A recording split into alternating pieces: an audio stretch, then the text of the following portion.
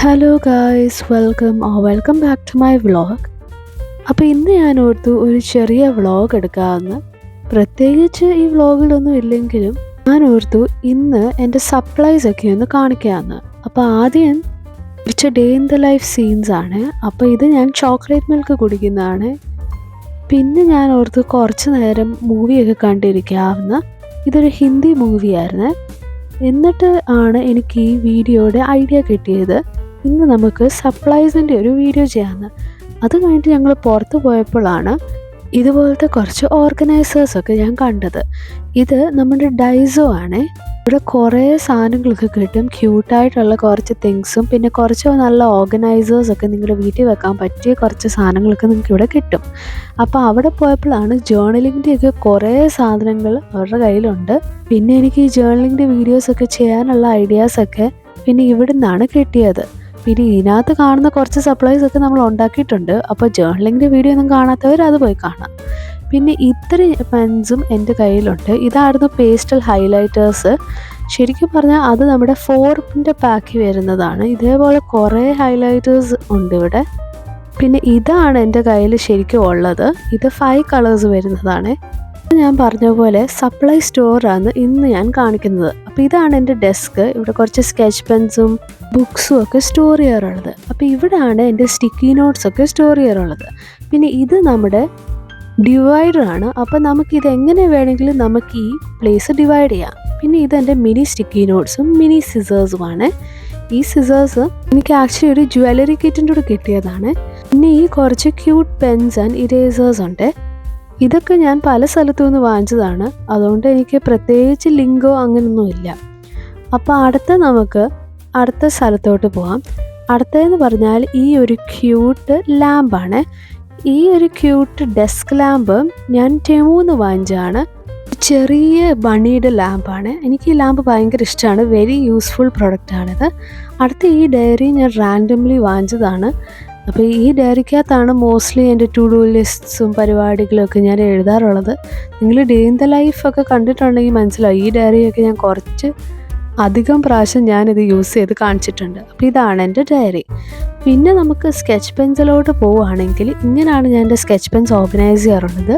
ഇതിനകത്ത് തന്നെ 6 ക്യാബിൻസ് പോലത്തെ സാധനമുണ്ട്. ഈ ഓർഗനൈസറും ഡൈസോന്ന് തന്നെയാണ്.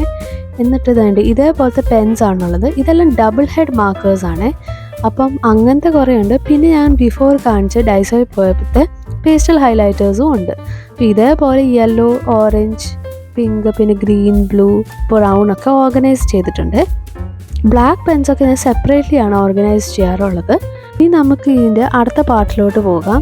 അപ്പോൾ അടുത്ത പാർട്ടെന്ന് പറഞ്ഞാൽ ഈ സ്മോൾ മിനി ഡ്രോവേഴ്സ് ആണ്. ഈ ഡ്രോവേഴ്സിനകത്ത് ഞാൻ യൂഷ്വലി വാഷി ടേപ്സ് ആണ് വെക്കാറുള്ളത്. അല്ലാത്ത ടേപ്പും ഉണ്ട്. നോർമൽ സെല്ലോ ടേപ്സും വെക്കാറുണ്ട്. ഇതൊക്കെ നമുക്ക് ജേർണലിങ്ങിന് യൂസ് ചെയ്യാൻ പറ്റിയ ടേപ്സ് ആണ്. ഇതൊക്കെ ഞാൻ പുറത്തുനിന്ന് തന്നെ വാങ്ങിച്ചാണ് കേട്ടോ. അപ്പോൾ ഇതേപോലെ ഇതിനകത്ത് ഓർഗനൈസ് ചെയ്ത് വെക്കും. പിന്നെ ഇതെൻ്റെ കുറച്ച് മിനി ഹൈലൈറ്റേഴ്സും പിന്നെ ഇത് കുറച്ച് ഹാങ് ചെയ്യാൻ പറ്റിയ പിൻസ് പോലത്തെ സാധനങ്ങളാണ്. അപ്പോൾ അതും എൻ്റെ കയ്യിലുണ്ട്. പിന്നെ ഈ ഹൈലൈറ്റേഴ്സ് ആക്ച്വലി എനിക്ക് ഇതിൻ്റെ ഒരു പാക്ക് ഉണ്ടായിരുന്നു. പക്ഷേ അതിനകത്ത് 3 ഇപ്പോൾ എൻ്റെ കയ്യിലുള്ളൂ.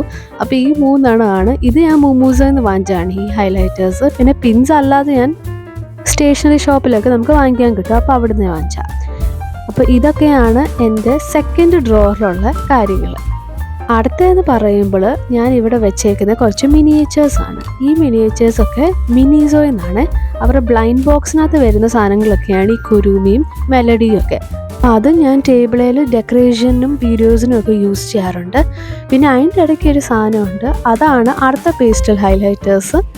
അപ്പോൾ ഇത് സ്പേസ് തീമിലുള്ള നല്ല ക്യൂട്ട് ആൻഡ് മിനി ഹൈലൈറ്റേഴ്സാണ്. ഇത് നല്ല യൂസ്ഫുള്ളാണ്. ഇങ്ങനത്തെ ഒരു പാക്കിലാണ് ഇത് വരുന്നത്.